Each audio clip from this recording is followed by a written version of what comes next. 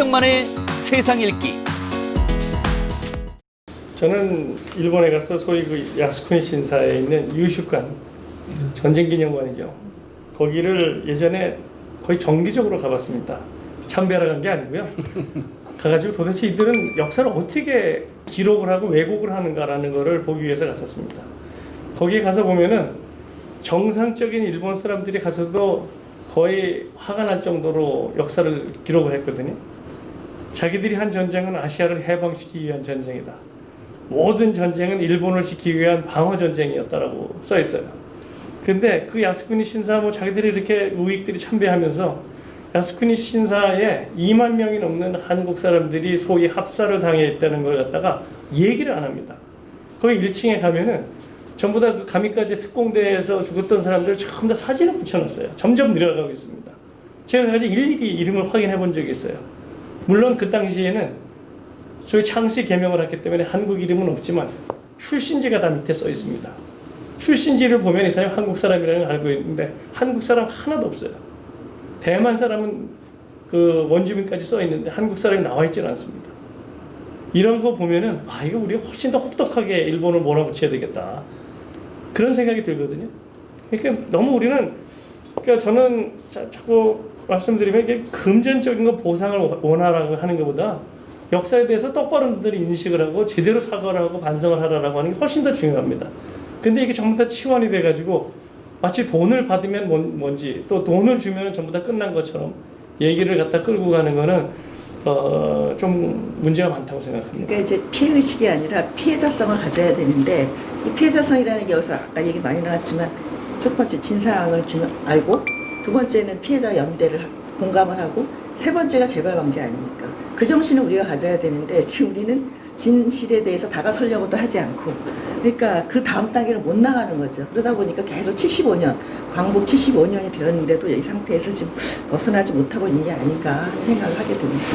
네, 외교 현안으로서는 어쨌든 저는 이거를 어느 정도 마무리를 지어야 되고 역사 문제로서의 이 일본군 위협 문제는 또 그것대로 이제 계속 추구를 해야 하고 그런 차원에서 본다면 저는 예컨대 국제기구나 뭐 이런 데에서 이 문제에 대해서 입 다물고 있어야 한다는 건 말이 좀 안 되는 것 같고요. 그래서 그런 차원에서 저는 외교 현안을 종결시키기 위해서 과연 우리는 어떻게 해야 할 것인가.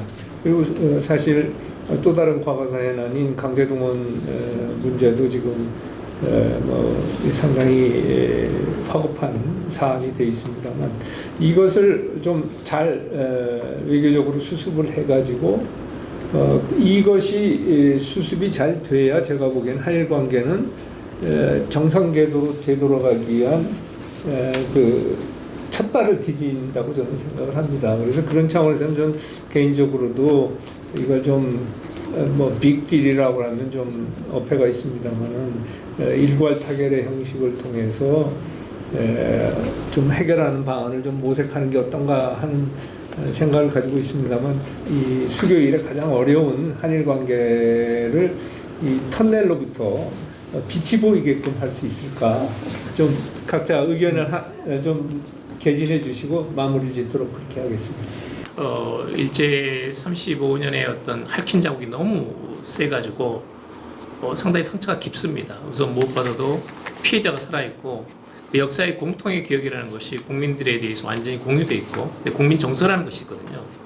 그런데 비해서 일본 측은 그 청구권협정 그러니까 1965년으로 끝났다는 거, 한국 식민 통치가 합법이었다는 거, 또는 최근 들어서 역사 수정주의라든지 혐한론이라든지 나오면서 사실 이제 외교적인 타협이 굉장히 어려워지고 있는, 더 힘들어지고 있는 그 상황이거든요.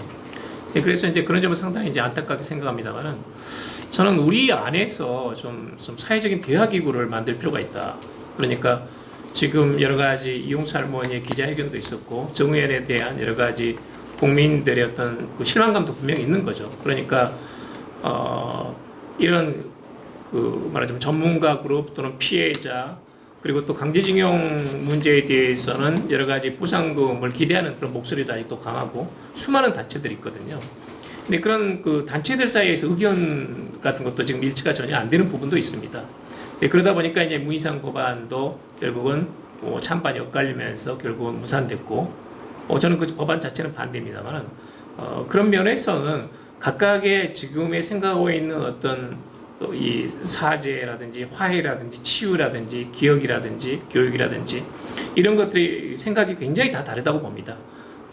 그러니까 가해자가 문제인 게 아니라 피해자 내부의 어떤 공통의 인식의 공유라는 것 자체가 굉장히 지금 어려운 것이 한국 국내 현실이고, 이런 이유로 인해 가지고 상당히 더욱더 문제 해결이 어려지고 있는 것도 사실입니다. 그런 점에서는 이제는 70년이 됐기 때문에 이런 75주년, 한국 전쟁으로 70년 지났고 1945년까지 거슬러 올라오면 75년이 된 것이기 때문에, 또 한일 국교 정상화 생각하면 55년이 됐거든요. 그런 점에서는 우리가 이제는 그야말로 세계 6위의 제조업 강국 또는 수출 대국이 됐고, 정말로 아시아에서 정말 이렇게 식민 피해국으로서 선진국이 된 나라도 없거든요. 이런 점에서 조금 더 관용을 가지고 이 문제에 대해서 좀 더 여유 있게 바라볼 만한, 그러면서 국민들이 또 당사자 또는 지원단체라든지 일반 전문가나 여론 이 공통으로 모여가지고 이 문제를 차분하게 논의할 수 있는 어렵고 힘들지만 그런 사회적인 대화기구가 있었으면 하는 그런 바람이 있습니다. 예. 예, 저는 지금 큰 틀의 문제하고 좀 세부적인 문제하고 좀 나눠서 말씀드려보려고 하는데요. 그 큰 틀의 문제 먼저 말씀드리면 김세걸이라는 교수님이 그 진실의 서로 다른 두 얼굴이라는 그런 책을 낸 적이 있어요. 그 영화를 분석한 건데 거기서 어떤 얘기가 나왔냐면 이 한중이 가해자 의식의 결핍과 피해자 의식의 과잉이라고 표현했거든요. 저는 이게 참 절묘하다고 보는데요. 우리 사회가 이걸 벗어나려고 노력을 하지 않는 상태에서는 정말로 터널의 끝을 벗어나기 어렵다고 봅니다. 제가 예전에 터널의 끝을 향해라는 책도 냈지만 그때도 참 암담한 생각이 들었는데, 지금은 양 교수님 말씀하신 대로 상황은 더 나빠졌다고 봐요. 근데 왜 더 나빠졌냐면, 최소한 강제동원 문제는 2012년에 처음 대법원 판결이 있었거든요. 2018년이 아닙니다. 근데 2012년 5월에 대법원 판결이 있었는데 그때부터라도 어떤 조치가 좀 나왔었으면 좀 가능한 부분들이 있었어요. 근데 그것이 또 2018년에도 대법원 판결에서도 역시 별 조치를 취하지 않고 지금 가게 되면서 이제 시기를 좀 놓친 측면이 있고요. 그 다음에 군위안부 피해자와 그다음 군위안부를 제외한 피해자 사회의 인식의 그 간격이라 그럴까요? 그런 게 이제 너무나 넓습니다. 그러니까 뭐냐면은 그 군위안부가 아닌 분들은, 다른 분들은 군위안부 피해에 대해서 피해에 공감하려고 하지 않고 왜 저기는 저렇게 많이 해줘? 정부에서 적극적으로 해줘. 우리는 왜 이거 2천만 원밖에 안 줘?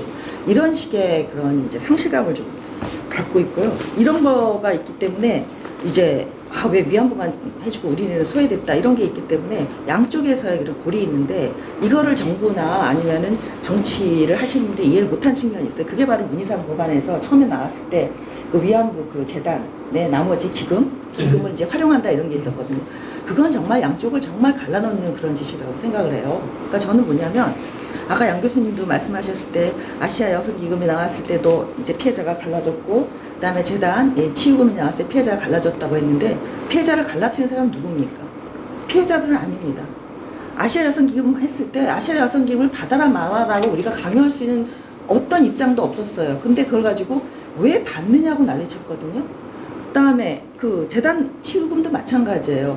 받아라 말아를 해서 갈라뜨린 건 피해자가 아닌 제3의 세력이었다는 거죠. 그러니까 아까 양 선생님 말씀하신 대로 그분들이 그걸 받는다고 해서 그분들이 일부러 용서한 거 아닙니다. 근데 마치 아시아 여성기금 때는 그걸 받으면 용서하는 듯이 난리를 쳤고, 그 이후에도 치유금 때도 마찬가지로 그걸 받으면 마치 용서하는 것처럼, 그러니까 돈에 팔아먹는 그런 사람인 것처럼 막 비하했어요. 그러니까 결국은 피해자 사회를 우리가 이해하지도 못하면서 피해자들에게 감나라 배나라 했던 부분들에 대해서 정말 냉철히 반성을 하고, 근데 냉철히 반성을 하다 보니까 어느덧 너무 상황은 지금 얽혀져 있는 거죠. 얽혀져 있어서 지금으로서는 해법은 미시적인 또는 단기간의 해법은 저는 어렵지 않겠냐. 그래서 이제 그 일본에 계신 제1사학자 강덕상 선생님이 이제 말씀하신 게, 우리가 한일 민중이 사실의 무게를 느껴야 된다 그랬거든요. 사실의 무게를 느껴서 피해자성을 공유하기 위해서 나가지 않으면 저는 이것은 그냥 계속 이렇게 정치적으로 소비되고 사회적으로 소비되고 이렇게 되는 해결되지 않는 그런 문제로 간다고 보고요. 그 다음에 그럴 때 그러면 우리가 이 문제에 왜 관심을 가져야 되느냐, 문제의식을 가져야 된다고 봐요. 저도 이제 여러 대중강좌를 할 때 항상 강조하는 게 두 가지인데요. 하나는 뭐냐면 한일 간의 문제가 아니다. 동아시아 태평양 민중들이 겪은 것이기 때문에 그렇게 시야를 넓혀라는 게 하나 있고, 또 하나는 뭐냐면 우리가 왜 일본한테 대해서 왜 너희 왜 반성하고 사과하라고 얘기하지? 그냥 우리가 피해당했어? 그러면 우리는 피해의식이다. 그걸 넘어서서 아니야, 그런 일을 했는데 너희가 제대로 사과하고 이렇게 하지는 못하니까, 인류의 보편적 가치를 지키지 못하니까 우리는 그걸 너희들이, 당신네들을 거기서 나오라고 하는 거다 라고 하는 선도적 입장에서 끌고 나가야지 되는 거지. 지금처럼 우리는 그냥 뭐 왜 쟤네들은 이걸 안 해, 쟤네들은 왜 저렇게 독일처럼 안 해, 어떻게 안 해, 이런 방식으로는 해결이 안 된다고 봅니다. 그러니까 우리가 바뀌어야 가해자도 변화시킬 수 있다고 저는 봅니다. 아니, 좋은 지적해 주는 것 같습니다. 우리 오늘 논의가 사실은 굉장히 예전보다는 깊어졌다는 걸 느끼는 게 뭐냐면, 사실은 예전 같으면은 뭐 일본 비판하는 대로 끝났을 그런 경우가 많지 않습니까? 근데 이제는 소위 말해서 뭐 피해자 의식의 뭐 과잉이라든가 또는 우리로 눈길을 돌려야 된다든가, 저는 거기 100% 찬성하는 사람입니다. 사실은 지금까지도 그런 면에서는 우리 이런 피해자로서의 논의도 굉장히 깊어졌다는 그런 전제하에서 저는 이 문제를 갖다 객관적으로 또는 어떤 구체적으로 어떤 합의를 한다 하더라도 지금 얘기한 그런 식의 토양이 없다면 똑같은 전철을 밟아서 또 깨질 것이다 라고 보기 때문에 지금 나온 얘기에 대해서 굉장히 무게를 둘 필요가 있다고 보고요. 구체적으로는 제가 볼 때는 어떤 합의를 하든 간에 그 전에 저는 한 4가지 정도의 어떤 전제가 필요하다. 간단히 말씀드리자면 어떤 합의를 하든지 100% 우리가 이기지는 못한다는 것을 전제로 해야 된다. 우리 국민들한테 희망 고문을 해서는 안 된다고 저는 보는 사람입니다. 이게 기다리기만 한다면 일본이 100% 무릎 꿇고 올 테니까 우리가 100% 이길 것이다라는 그런 희망 고문은 이제는 할 필요가 없다. 왜? 우리가 잘 살게 됐고 우리가 어느 정도 이제는 헤게모니를 질 수 있는 그런 여유가 생겼다면 이런 희망 고문에서 우리는 벗어나야 된다. 그것이고, 두 번째는 제가 볼 때는 리더의 결단이 필요합니다. 사실은 국민들의 의사만을 수렴하면은 그것이 좋은 리더였던 그런 시절에서 떠나서 이제 설득을 하려면 국민들을 갖다가 설득하는 그런 리더십이 필요하다. 그러니까 수용의 리더십에서 제가 볼 때는 이제 설득의 리더십으로, 특히 일본 문제는 그렇다. 그 세 번째는 국민을 설득하는 과정이 필요하다. 아까 여러 얘기가 나왔습니다만은 국민 설득 반드시 저는 필요하다고 봅니다. 국민들한테 우리가 뭐를 얻고 뭐를 잃을 수 있다. 우리가 이걸 얻는 대신에 우리는 이런 거를 포기해야 된다는 것을 제가 볼 때는 분명히 얘기하지 않으면 또다시 우리는 100%를 요구했다가 깨지는 그런 게 될 것이고, 마지막으로는 제가 볼 때는 한국과 일본이 저는 동시에 행동을 해야 된다고 보는 사람입니다. 이유가 뭐냐면 일본이 니들이 뭘 어떻게 하면 우리도 뭘 할게, 또는 일본도 우리가 뭘 어떻게 하면 우리가 해줄게, 이런 식의 양쪽이 서로의 어떤 뭐랄까 먼저 무릎을 꿇으면 우리가 베풀겠다는 그런 사고방식으로는 제가 볼 때는 전혀 진전이 없기 때문에 저는 동시에 행동이 필요하다. 동시에 행동을 하기 위해서는 역시 물밑 접촉이 필요하다. 뭐 이런 생각을 갖고 있습니다. 예, 우리 박 교수님. 저도 같은 취지에서 말씀드리겠는데, 사실 역사 문제는 어떻게 이걸 넘어서느냐라고 하는 것이 우리의 영원한 과제라고 생각을 합니다. 미국 세미나에서도 같은 얘기를 한 적이 있었는데, 일본 말 중에 제가 좋아하는 표현이 있어요. 노리꼬에루. 이거 타고 넘어가야 돼요. 그래서 이게 라이드 온 하고 해야지 오버컴이 됩니다. 근데 이제 한국은 역사 문제에 잘 올라타요. 정말 기가 막히게 올라탑니다. 그래서 잘 타는데 어떻게 넘어갈 생각은 안 해요. 이거 극복을 할까? 이거 계속 역사 문제에 그냥 잡고 있어요. 이거 어떻게 넘어갈까? 굳이 그렇게 고민을 안 해요. 근데 일본 사람들은 탄력을 안 하고 그냥 어떻게 하면 넘어갈까? 이 문제만 계속 생각해요. 그러니까 과거 반성 안 하고 대충 시간 지나고 나서 협력하다 보면 잊혀지겠지라고 하는 게 일본의 사고방식입니다. 그렇기 때문에 이 문제를 해결하려면은 지금 김사부께서 말씀하신 대로 같이 동시에 올라타야 되고요. 이걸 어떻게 같이 넘어갈 수 있는가라는 걸 끊임없이 고민을 해야 된다고 생각합니다. 그런 측면에서 봤을 때는 우리가 시간이 지났지만 김대중 오부치 선언을 다시 한번 생각해 봐야 된다. 역시 용기 있는 지도자가 담대한 결단을 해서 화해를 하고, 그걸 서로 조금씩 접어가면서 우리 역사를 직시한 바탕 위에서 미래지향적인 협력을 해나가자. 그 정신은 지금도 다시 살려야 된다고 생각합니다. 어느 한쪽만 무릎 꿇으라고 서로 얘기하는 것은 절대 성공할 수 없는 일이라고 생각합니다. 예, 네 분 아주 좋은 말씀 해주셨고요. 저는